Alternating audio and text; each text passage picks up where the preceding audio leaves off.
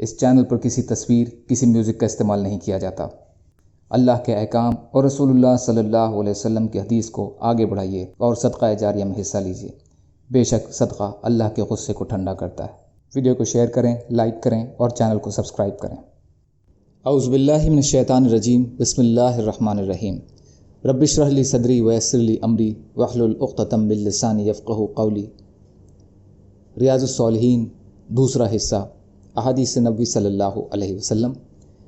حضرت ابو دردہ رضی اللہ تعالیٰ عنہ روایت فرماتے ہیں کہ رسول کریم صلی اللہ علیہ وسلم نے فرمایا، جب بندہ کسی چیز پر لعنت کرتا ہے تو لعنت آسمان کی طرف چڑھتی ہے، لیکن اس کے لیے آسمان کے دروازے بند کر دیے جاتے ہیں۔ پھر وہ زمین کی طرف اترتی ہے تو اس کے دروازے بھی اس کے لیے بند کر دیے جاتے ہیں۔ پھر دائیں، پھر بائیں طرف جاتی ہے۔ پھر جب کوئی گنجائش نہیں پاتی تو اس کی طرف لوٹتی ہے جس پر لعنت کی گئی ہوتی ہے۔ تو اگر وہ چیز اس لعنت کی حقدار ہوتی ہے تو لعنت اسی پر پڑتی ہے، ورنہ وہ لعنت کرنے والے کی طرف لوٹ جاتی ہے۔ ابو داؤد۔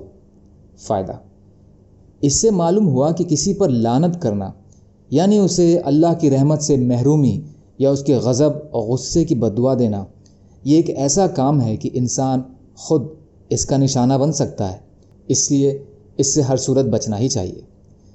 حضرت عمران بن حسین رضی اللہ تعالی عنہ روایت فرماتے ہیں، ایک وقت رسول اللہ صلی اللہ علیہ وسلم اپنے کسی سفر پر تھے اور ایک انصاری عورت اونٹنی پر سوار اونٹنی سے تنگ دل ہو گئی تو اس نے اس پر لعنت کی۔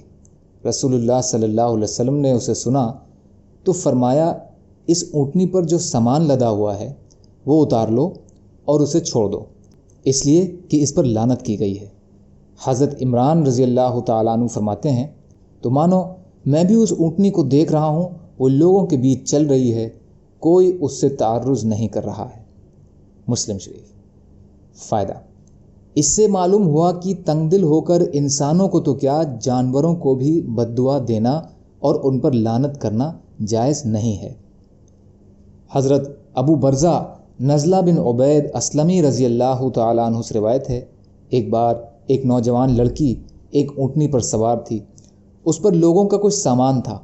اچانک اس نے نبی صلی اللہ علیہ وسلم کی طرف دیکھا اور لوگوں پر پہاڑ تنگ ہو گیا۔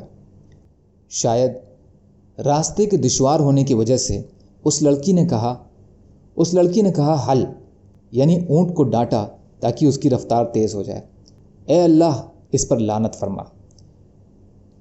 تو نبی صلی اللہ علیہ وسلم نے فرمایا، وہ اونٹنی ہمارے ساتھ نہ رہے جس پر لعنت ہو۔ مسلم شریف۔ یہ جاننا چاہیے کہ اس حدیث کے مطلب میں اشکال پیش کی جاتی ہے، حالانکہ اس میں کوئی اشکال نہیں ہے، بلکہ مراد اس کام کی مناہی ہے کہ یہ اونٹنی ان کے ساتھ رہے۔ اس میں یہ نہیں ہے کہ نبی صلی اللہ علیہ وسلم کی سنگت کے علاوہ اس کا بیچنا، ذبح کرنا اور اس پر سوار ہونا منع ہے، بلکہ یہ تمام کام اور ان کے سوا دوسرے استعمال جائز ہیں، کوئی مناہی نہیں ہے۔ صرف اس کی صحبت نبی صلی اللہ علیہ وسلم کے ساتھ جائز نہیں ہے، کیونکہ یہ سارے استعمال جائز ہیں۔ ان میں سے کچھ کی مناہی کر دی گئی تو باقی صورتیں جائز رہیں گی جیسا کہ پہلے تھیں۔ فائدہ: اس میں کچھ لوگوں کو یہ اشکال پیش آتا ہے کہ اونٹنی کو یوں ہی چھوڑ دیا گیا، نہ اس کو سامان کے کام میں لایا گیا اور نہ سواری کے، جیسے زمانہ جاہلیت میں بتوں کے نام وقف کیے گئے جانوروں کے ساتھ کیا جاتا تھا، جسے سائبہ کہا جاتا تھا۔ حالانکہ اس میں کوئی اشکال اور پریشانی کی بات نہیں ہے، کیونکہ اس سے سائبہ کی طرح پوری طرح آزاد نہیں چھوڑا گیا، بلکہ صرف لعنت کی وجہ سے اسے اس چیز کا حقدار نہیں سمجھا گیا کہ وہ نبی صلی اللہ علیہ وسلم کے ساتھ سفر میں رہے۔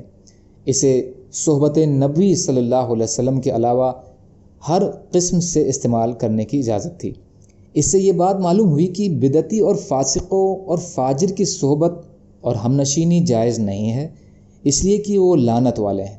جب ایسے جانور کو ساتھ رکھنا جائز نہیں ہے جس پر لعنت کی گئی ہو، تو لعنتی کام کرنے والوں کی صحبت اور دوستی کس طرح جائز ہو سکتی ہے؟ اللہ تعالی ہم سب کو کہنے سننے سے زیادہ عمل کی توفیق عطا فرمائے۔ یا اللہ مظلوموں کی مدد فرمائیے، ہم سب کو اپنی استطاعت کے بغیر اپنا حق ادا کرنے والا بنائیے۔ یا اللہ سچی توبہ کی توفیق عطا فرما دیجیے۔ سبحان اللہ و بحمدہ، سبحانک اللہم و بحمدک، اشہد ان لا الہ الا انت، استغفرک و اتوب الیک۔